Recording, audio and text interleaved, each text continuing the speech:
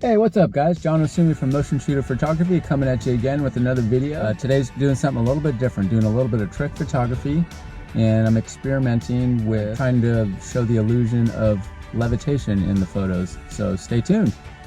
So just a couple details about my camera settings and just settings in general is I have the camera set on manual. So what I did was focused kind of on in a middle position of the scene that I'm going to shoot. But I actually have turned the autofocus off because every time I push the shutter button, I don't want the camera to try to refocus and try to find the scene. It's really critical that every single photo that we put in the sequence is taken under the same conditions so they can seamlessly be put back together again. Okay, so I have my camera set up on a tripod, and for the whole time we do this shoot, I'm not going to move the tripod at all. So I've got the focus set, I've got the exposure set, so basically that's all going to stay the same. I don't have a shutter release, an automatic shutter release button, so what I'm using is a Pocket Wizard 2. So instead of using it to activate a flash, I'm just basically using it to activate the camera shutter. I've got one unit attached onto the camera itself, and then I have another unit in my hand that I'm going to use. Okay, so with the camera set up here on the tripod, the first picture I'm going to take is of the scene all by itself. There's not going to be anything in there. And then after we get that shot, we're gonna start adding things little by little. And then we're gonna have different items that are coming out of the bag. And to create this illusion, I'm basically just going to throw these items into the frame, and then I've got my Pocket Wizard 2, and I'm using that as an automatic shutter release.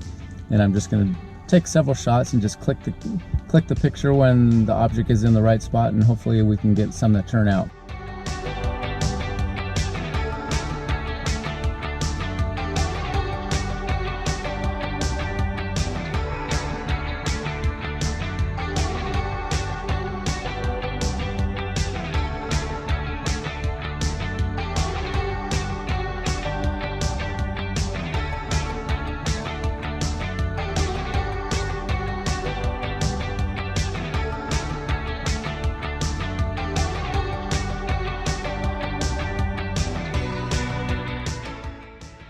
So composition is really important with this.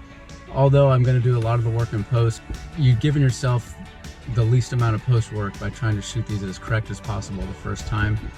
So in my mind, I'm kind of having an image of where all the parts are going to be for this photo. I know where my subject's going to be, where the bat, where the glove, where the water bottle is, where the ball is going to be.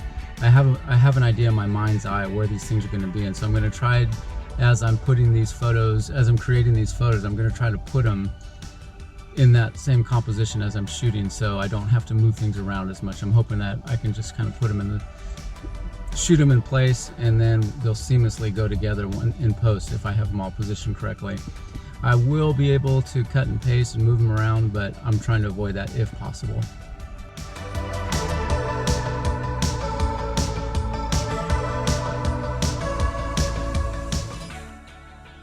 All right, well, we're back in the car. We got the shots that we needed to get. Now it's just a matter of getting back to the computer and putting it all together in layers. And this is the tedious part, but it's also the fun part where the magic happens. So let me show you how it works out. The good thing is you don't have to wait. Here's the final picture right here. And thanks for watching. This is John Osumi from Motionshooter Photography.